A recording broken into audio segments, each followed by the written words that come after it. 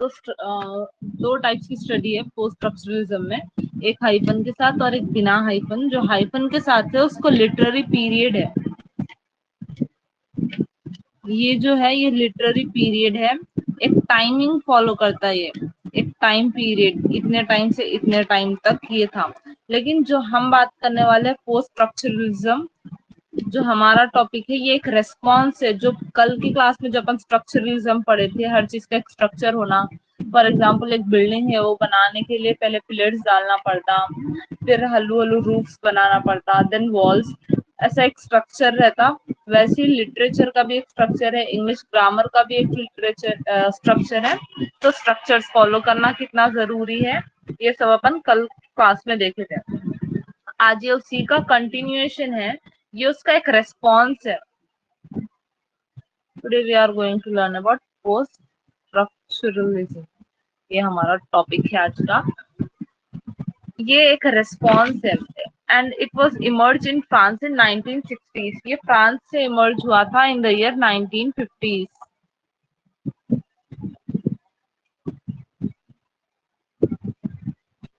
1960s 1970s के time ये emerge हुआ था। We will take care as 1960s। France में 1960s में ये इसका ओरिजिन स्टार्ट हुआ था। फर्स्ट ऑफ ऑल अपन इसका डेफिनेशन देखेंगे। It is an intellectual movement that emerged in philosophy and the humanities in the era of 1960s and 1970s. It challenged the tenets मतलब principle, TENETS, उसको principle या belief, tenets of structuralism which had previously held away from the interruption of language and text in the humanities and the study of economics, cultures in the social science। इसका definition है, इसका definition का meaning यही है कि ये एक ऐसा मूवमेंट है जो फिलोसफी में, जो ह्यूमैनिटीज में हुआ था 1960s और 1970s में हुआ था। ये चैलेंज करा जो प्रिंसिपल, जो बिलीफ थे स्ट्रक्चरलिज्म के, ये उसको चैलेंज करा। जो प्रीवियसली जो इंटरप्रिटेशन, जो लैंग्वेज, जो स्ट्रक्चर, जो टेक्स्ट ह्यूमैनिटीज में, इकोनॉमिक्स में, कल्चर्स और सोशल साइंस में थे, ये उन सबको चैलेंज करा और उसमें इंटरप्ट होके बता के this is right, this is wrong, उसमें इन्वॉल्व हुआ, ये बोलकर बताया गया इसमें हमको। स्ट्रक्चर जो है एक साइन है, एक प्ले है, एक डिस्कोर्स है ह्यूमन साइंस का। सी कल अपन स्ट्रक्चर क्या है अच्छे से समझ गए थे। अब पोस्ट स्ट्रक्चर में क्या हुआ, स्ट्रक्चर से ये कैसे कनेक्टेड है, वी विल सी दैट। इसको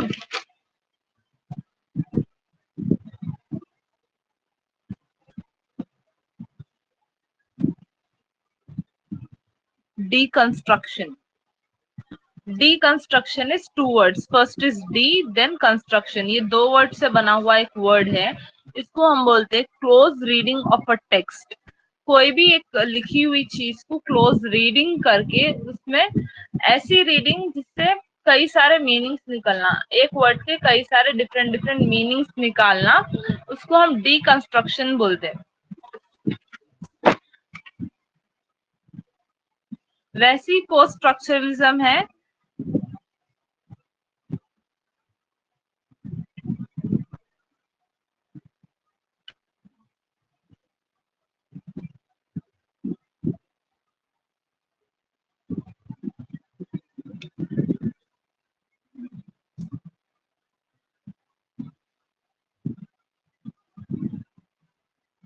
जैक्विस डेरिडा एक पर्सन है, जैक्विस डेरिडा को हम फादर ऑफ पोस्ट स्ट्रक्चरलिज्म कहेंगे। Jacques Derrida is father of post structuralism.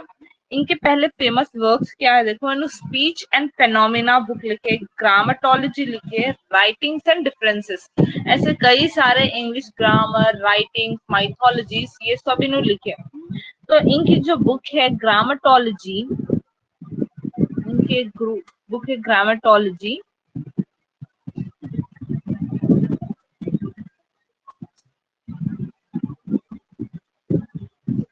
जैक्विस Derrida की एक बुक है ग्रामेटोलॉजी। इन्हों क्या करे, ये डीकंस्ट्रक्शन वर्ड इन्हों इसमें यूज करे। ये वर्ड इनके माइंड में कहाँ से आया? एक राइटर थे जिसका नाम था मार्टिन हेडिगर। मार्टिन हेडिगर एक बुक लिखे थे, वो बुक में मार्टिन हेडिगर क्या करे, डीकंस्ट्रक्टिव रिट्राइव के बारे में बात करें।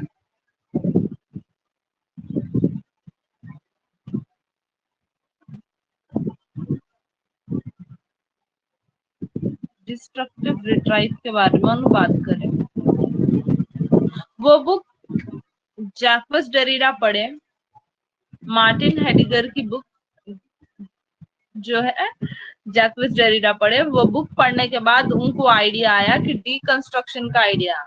तो डीकंस्ट्रक्शन के आइडिया में उन्होंने क्या बोले, कोई भी टेक्स्ट, कोई भी एक वर्ड का सिंगल मीनिंग नहीं हो सकता, उसके कई सारे मीनिंग्स हो सकते। जैसा कि मैं एग्जांपल लूंगी, be be there will be, that will be, मतलब बी एक ऐसा वर्ड है, इसके साथ अपन आगे पीछे कुछ भी, be plus I N G, B E plus E S, bees, ऐसे कई सारे वर्ड्स अपन इसको ऐड करके ये एक इनकम्प्लीट वर्ड है। इन्होंने बोला कि ऐसा पॉसिबल है ही नहीं कि कोई भी एक वर्ड जैसा कि बी है तो वो एक कंप्लीट वर्ड नहीं है। इसके हम आगे पीछे कुछ भी चेंजेस करके इसको हम चेंज कर सकते। और इन्हों बोले कि स्ट्रक्चर जैसा कि बिगनिंग, मिडिल, एंड एक फॉर्मूला होता, एक स्ट्रक्चर का फॉर्म होता, ऐसी कोई चीज नहीं है स्ट्रक्चर कोई फॉलो करने कि मतलब इन्हों क्रिटिसाइज करे स्ट्रक्चरलिज्म को, ऐसा अपन सिंपल लैंग्वेज में बोल सकते हैं। जो जो अपन स्ट्रक्चरलिज्म में पढ़े वो सब चीजें इन्हों क्रिटिसाइज करे और बोले कि नहीं ऐसा नहीं है। अब इसका मेन कॉन्सेप्ट क्या है देखेंगे अपन।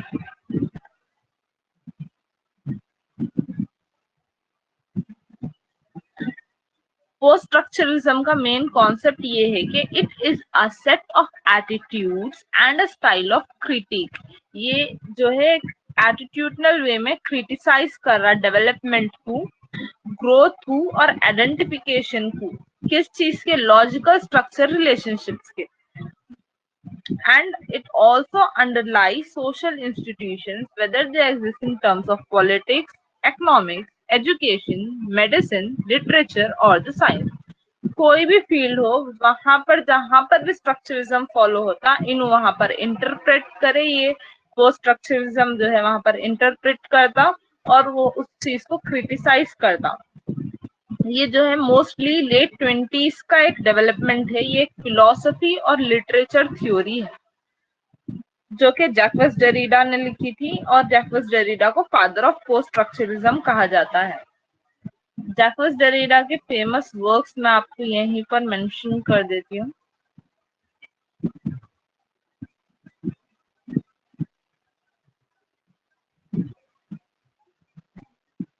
Speech and फेनोमेन,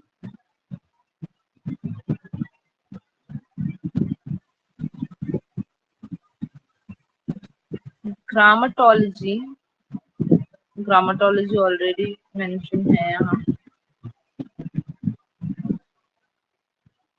writings and differences, ये कुछ इनके फेमस वर्क्स है जैक्वस डेरिडा के।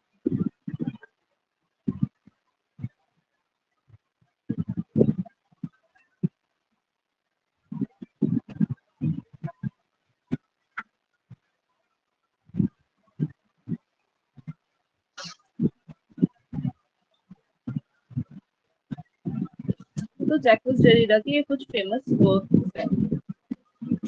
Deconstruction is two words, D एक वर्ड है, कंस्ट्रक्शन अलग वर्ड है। सी कंस्ट्रक्शन मतलब क्या, किसी भी चीज को कंस्ट्रक्ट करना, फॉर्म करना, बनाना। डीकंस्ट्रक्शन मतलब, अभी कमेंट्स में कोई बोलेगा डीकंस्ट्रक्शन समझ में नहीं आया, इसीलिए एक बार रिपीट कर दे रही हूँ। कोई भी चीज को करीब से पढ़ना, पढ़ के उसके डिफरेंट डिफरेंट मीनिंग्स बनाना और उसको फिर से कंस्ट्रक्ट करना इज नथिंग बट डीकंस्ट्रक्शन। ये एक टर्म है, आप लोग को पूछ सकता, इससे रिलेटेड है, पोस्ट स्ट्रक्चरलिज्म से बहुत क्लोजली रिलेटेड है, इसीलिए मैं इसको बताना आज की क्लास में जरूरी समझी। तो deconstruction is a close reading of a text और उसके कॉन्ट्राडिक्शनरी मीनिंग्स निकालना। जैसे कि फ्लाई, फ्लाई एक वर्ड है, ये एक इनकम्प्लीट वर्ड है। फ्लाई मतलब, अब कई दफा क्या होता है मालूम, फ्लाई से भी फ्लाइज कहा जाता है, कोई व्हाट वी कैन से, मक्खी को भी हम फ्लाई कहते हैं, कोई उड़ने वाली चीज जैसे काइट इज फ्लाइंग। तो वही है डिकंस्ट्रक्शन में, इन्हों क्या करते, एक बुक पढ़ते या फिर कोई एक सेंटेंस, एक लाइन पढ़ते और वो लाइन को कई सारे मीनिंग्स निकालते हैं उसके, ऐसा भी हो सकता है इसका मीनिंग, ऐसा भी, जैसा कि कल की क्लास में अपन देखे थे, राइटर कुछ लिख दिए तो जरूरी नहीं है कि मैं वही चीज समझना, मैं उसको मेरे पर्सपेक्टिव से कुछ और समझ सकती हूँ, आप उसको आपके पर्सपेक्टिव से कुछ और समझ सकते हो। तो इसका मेन कॉन्सेप्ट ये था कि कोई भी चीज की स्टाइल को क्रिटिसाइज करना, उसके डेवलपमेंट का क्रिटिकल रेस्पॉन्स, उसकी ग्रोथ को आइडेंटिफाई करना और लॉजिकल स्ट्रक्चर के रीजंस बताना। इसका बेनिफिट क्या है स्ट्रक्चरलिज्म का, मतलब इसका ये बेनिफिट है कि ये बहुत ही प्रोडक्टिवली वर्क करता और किसी चीज के अगेंस्ट नहीं वर्क करता, इसके साथ वर्क करना बहुत ही इजी है। मतलब जब अपन पोस्ट स्ट्रक्चरलिज्म को समझे तो अपने को लैंग्वेज, सी कोई भी लैंग्वेज हो, चाहे वो हिंदी हो, इंग्लिश हो, कोई भी एक लैंग्वेज हो, वो बहुत ब्यूटीफुल रहती। मतलब हम एक दूसरे से बात कर सक रहे हैं तो वो लैंग्वेज के थ्रू ही बात कर सकते हैं, हम एक दूसरे को समझ सक रहे हैं तो वो लैंग्वेज एक मेन एट्रीब्यूट है जिसके थ्रू हम कन्वर्सेशन कर सकते हैं, बात कर सकते हैं, एक दूसरे के फीलिंग्स को, इमोशंस को समझ सकते हैं। तो लैंग्वेज एक बहुत ब्यूटीफुल थिंग है और लैंग्वेज जितनी ब्यूटीफुल है उसको जितना अच्छा अपन समझे उतना अपने को प्लेजर फील होता, जैसा कि अच्छे अच्छे बातें करे तो अच्छा अच्छा फील होता। वैसे ही लैंग्वेज का जैसा स्ट्रक्चर है, तो ये लोग बोले कि, ये डेरिडा बोले कि लैंग्वेज का स्ट्रक्चर कोई भी एब्सोल्यूट फिक्स नहीं है। जैसा कि हेन है और टेन है, हेन है और टेन है, ओके। तो इसमें क्या सिमिलैरिटीज और क्या डिफरेंसेस है, कुछ इसमें कांस्टेंट है, something is constant and something is differ. Difference का भी इन्होंने डेरिडा दो मीनिंग्स बताया, इन्होंने इसको डिफरेंस लिए एंड डिफरेंस को डेरिडा बोले कि it has two meanings, first is differ जो एक दूसरे से अलग होता है, एंड नेक्स्ट इज डिफर, उसमें कुछ सिमिलैरिटीज होती है और कुछ डिफरेंसेस। तो हेन एंड टेन है, इसमें कुछ कांस्टेंट है, ओके। कांस्टेंट क्या है, ई एन जो है वो कांस्टेंट है, और जब फर्स्ट वर्ड जो है उसको हम हटा दिए तो हमारे पास क्या बचा, ई और एन। अब वो ई एन के साथ अपन उसको हैश लगा लो तो वो हेन बन गया, टी लगा लो तो टेन बन गया। तो इन्हों बोले कि मीनिंग वर्ड का चेंज होते रहता, इन्हों एक इसकी फिलोसफी बना दिए, इन्हों इतना डीपली इसके बारे में बोले कि इन्हों इसकी फिलोसफी बना दिया और उसको मेटाफिजिकल ऑफ एब्सेंस बोलते हैं। मेटाफिजिक्स भी कहा जाता है, मेटाफिजिक्स ऑफ एब्सेंस इसको बोलते हैं। तो मेटाफिजिक्स ऑफ एब्सेंस में यही बताया गया, मतलब ये पोस्ट कंस्ट्रक्शन में पूरा यही है कि कोई भी चीज कांस्टेंट नहीं रहती, वो चीज चेंज होते जाती, इवॉल्व होते रहता, इवोल्यूशन होते रहता, चीजों न्यू वर्ड्स आते जाते, न्यू वर्ड्स के मीनिंग्स चेंज होते जाते हैं। और इन्होंने बोले कि जब अपन इसको अच्छे से समझेंगे, ये इवोल्यूशन को अच्छे से समझेंगे, जब अपन एवर चेंजिंग स्ट्रक्चर को अच्छे से समझेंगे तो अपने को लैंग्वेज से प्लेजर फील होती, खुशी फील होती। और एक एग्जांपल देखो, सिन, दिन, टिन एंड पिन, ये 4 वर्ड्स है, इन सब में आई एन इज कांस्टेंट, ठीक है। which in को देर अपन कोई सेंटेंस में यूज करते हैं, like it has emerge in the year 1960s and 1970s। आदिश पोस्ट कंस्ट्रक्शनिज्म के टॉपिक में अपन पढ़ेंगे इमर्ज इन द, मतलब वो पीरियड के बारे में बात कर रहे हैं अपन। मतलब आई एन को जब अपन अलग कर दे रहे हैं एस से, बी से, टी से और पी से, तो आई एन का अपना अलग आइडेंटिटी है, इसका अपना यहाँ पर जब ये आ रहा एस के साथ आ रहा सिन के साथ, तो इसका एक रिलेशनशिप फॉर्म हो रहा और उन दोनों एक मीनिंग बता रहे। जरूरी नहीं है कि ये आई एन हमेशा एस के साथ ही चाहना, इसके साथ ही चिन्ह, मतलब हमेशा एस के साथ ही चाहना जरूरी नहीं है। इन्हें बी के साथ भी आ सकता है, इन्हें टी के साथ भी आ सकता है, इन्हें पी के साथ भी आ सकता। तो ये जो डीकंस्ट्रक्शन थ्योरी है, जो स्ट्रक्चरलिज्म थ्योरी है, ये थ्योरी थोड़ा सा डिफिकल्ट है, लेकिन इसमें देखो यही चीज हम बताए कि everything flux, nothing is permanent. Flux मतलब फ्लक्चुएट होना, हर चीज जो है फ्लक्चुएटेड होते जाती है और कोई भी चीज परमानेंट नहीं रहती। हर मिनट मीनिंग चेंज होता, एवरी मिनट मीनिंग चेंजेस। तो कोई भी एक चीज का मीनिंग ऐसा नहीं है कि परमानेंटली एक ही रहना। जैसे कि कल अपन फेयर, ब्यूटीफुल एंड हैंडसम का लिए थे। फेयर पहले बहुत यूज होता था, अभी आजकल देखे तो फेयर यूज नहीं होता, बिकॉज किसी को कॉम्प्लेक्शन पे अपन बात बोल दे रहे हैं, जैसा होता है कि यू आर फेयर, तो दूसरा बाजू उसके कोई पर्सन ठहरा हुआ है, तो हम इनडायरेक्टली उसको बोल रहे हैं कि यू आर नॉट फेयर। अपन बोल रहे नहीं, लेकिन वो इंसान वैसा समझ सकता, वो बात उतनी डीप हो सकती। कभी कभी अपने साथ भी होता, अपना इंटेंशन नहीं रहता कुछ बोलने का, अपन बोल देते, फिर बाद में वी रिग्रेट कि ऐसा नहीं बोलना चाहिए था। तो रीडर के ऊपर हम तो बोल देते, लेकिन हम जिसको बोल रहे हैं उसके ऊपर डिपेंड करता कि वो हमको किस तरीके से ले रहा। तो इन्हों भी यही बोले कि राइटर्स की कुछ इतनी वैल्यू नहीं है, रीडर के ऊपर है, रीडर कैसा लेता वो बताओ। और इन बाइनरी ऑपोजिट्स पे बिलीव नहीं करते थे। बाइनरी ऑपोजिट्स क्या है देखो, स्ट्रक्चरलिज्म जो है उन्हें बाइनरी ऑपोजिट्स पे बिलीव करता था। जैसे कि हम लाइट एंड डार्क का मीनिंग ले लेंगे, जब तक आपको लाइट की वैल्यू नहीं मालूम होती, जब तक आप अंधेरे में नहीं गए, कि अपने पास 24/7 करंट रहता, लेकिन अगर करंट चले गया तभी आपको लाइट की वैल्यू मालूम होती है। ऐसा स्ट्रक्चरलिज्म में था, एक दूसरे पे चीजें डिपेंड करते। लेकिन इन बोले कि अपन आजकल ऐसे एरा में है, ऐसी सेंचुरी में है कि अपने को जरूरी नहीं है कि हर चीज की वैल्यू मालूम होना। जैसे कि हैप्पी और सैड, जब आप सैड है तभी हैप्पी की वैल्यू मालूम होना जरूरी नहीं है।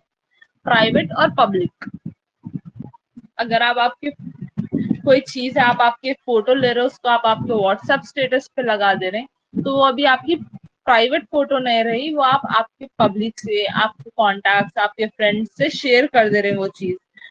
तो टेक्नोलॉजी के थ्रू कोई भी चीज जो है प्राइवेट, लाइट या डार्क जो भी है, डिफरेंसेस इन एग्जांपल्स देके बताए कि एक लिमिट नहीं रही कोई भी चीज की, वो थोड़ा ब्रॉड सेंस में हो गया, थोड़ा बढ़ गया हर चीज का मीनिंग। और इन्होंने एक मेल और फीमेल का एग्जांपल देकर भी इनके बुक में बताया कि मेल और फीमेल जैसे कि दो ऑपोजिट जेंडर्स है, वो भी एक दूसरे पे डिपेंड नहीं करते, वो दोनों भी इंडिविजुअल है।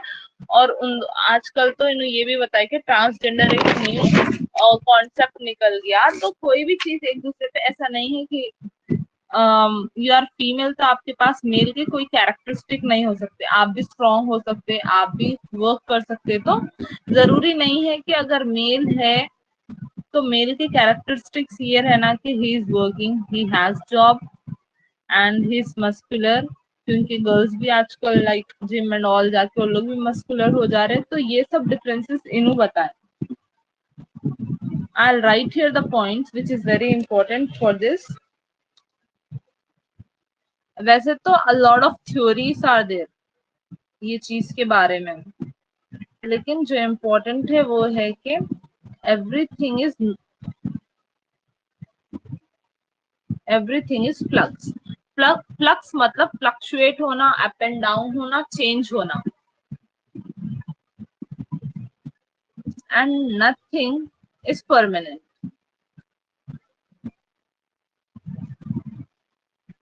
और कोई भी चीज परमानेंट नहीं है।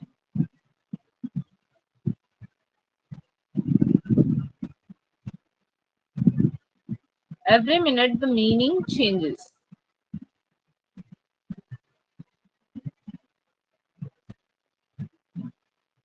हर मिनट क्या होता, बात का मीनिंग चेंज हो जाता। जरूरी नहीं है कि वो बात का मीनिंग सेम ही हो।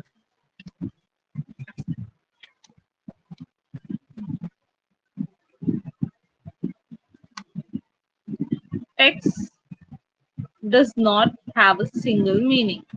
कोई भी एक वर्ड का सिर्फ एक ही मीनिंग हो ये जरूरी नहीं है, उसके कई सारे मीनिंग हो सकते हैं।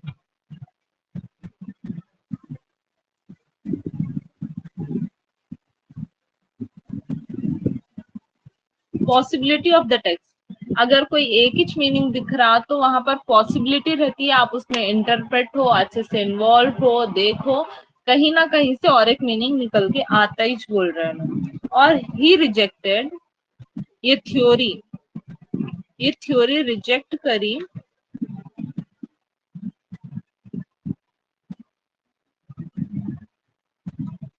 Beginning middle and and. मतलब स्ट्रक्चरलिज्म में जैसा रहता कि शुरुआत ऐसी होती, फिर उसके बाद मिडिल पार्ट ये रहता, फिर एंडिंग ये रहता। जैसा कि लेटर, लेटर का अच्छे से एग्जांपल दे सकते हैं अपन। लेटर में क्या रहता, पहले सब्जेक्ट, डेट, टू, फ्रॉम। तो अभी आजकल अपन देख लो, लेटर का पहले एक ही फॉर्मेट रहता था, आजकल लेटर का कोई फॉर्मेट नहीं है। लेटर में पहले इम्पोर्टेंस रहता था कि आफ्टर एवरी लाइन आप comma, full stop, punctuation marks ये सब डालें, लेकिन आजकल ब्लॉक टाइप ऑफ लेटर लिखा जाता है जिसमें ये सब चीजें फॉलो नहीं होती। मतलब सिंपल अपन अपनी मर्जी से लिख सकते हैं, अपन फ्रॉम ऊपर नीचे यहाँ टू लिख सकते हैं, या फिर दोनों एड्रेसेस फ्रॉम एंड टू ऊपर लिख सकते हैं, फिर फ्रॉम वहां लिखे नीचे टू लिख सकते हैं। मतलब आप अपने स्टाइल से कौन से भी तरीके से आप लेटर लिख सकते हैं, बट उन सबके अपने अलग अलग नेम है, अपना अलग अलग टाइप है। जैसे कि block letter, fully block letter, old method का जो लेटर होता है वैसा लेटर। तो जस्ट एग्जाम्पल के लिए बोली, इन लेटर के बारे में न बोले, मैं बोली ये लेटर के बारे में। सो मतलब इन स्ट्रक्चर के बारे में बताना चाह रही थी मैं कि बिगनिंग मिडिल एंड एंड जो स्ट्रक्चर फॉलो होता उसको रिजेक्ट कर दिए इनके थ्योरी में, पोस्ट स्ट्रक्चरलिज्म में। पोस्ट स्ट्रक्चरलिज्म क्या करता, ये बताता कि कोई भी चीज परमानेंट नहीं है, कोई भी चीज मतलब ऐसा जरूरी नहीं है कि उसका एक ही मीनिंग हो, उसका मीनिंग चेंज हो सकता, हर मिनट उसका मीनिंग चेंज हो सकता।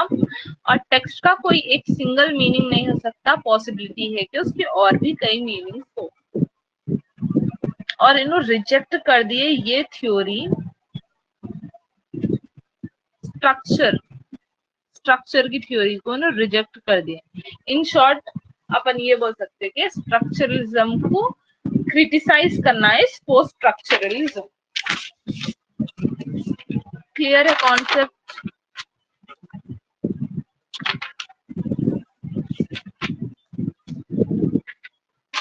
अभी इसके बाद का जो हमारा टॉपिक है feminism. Feminism is also about criticism. वो भी एक क्रिटिसिज्म का ही पार्ट है। मतलब कैसा क्रिटिसाइज करे, फेमिनिस्ट क्रिटिसिज्म क्या है, कब इमर्ज हुआ था, कहाँ इमर्ज हुआ था, वो ही है वो फेमिनिज्म। मतलब when I first saw the topic feminism, so but आप लोग को जो फेमिनिज्म है यहाँ पर वो फेमिनिस्ट क्रिटिसिज्म दिया गया आप लोग के सिलेबस में। थोड़ा सा फेमिनिज्म का इंट्रोडक्शन के बाद क्रिटिसिज्म ही है। अभी इसके बाद से हम आपको ये अपन 1B में आ गए, 1A अपना खत्म हो गया। और आज की क्लास के बाद ना 1A का आप लोग को मर्ज करके टेस्ट व्हाट्सएप में पर्सनली सबको भेज दी। Do try to complete that test by tonight. Clear है?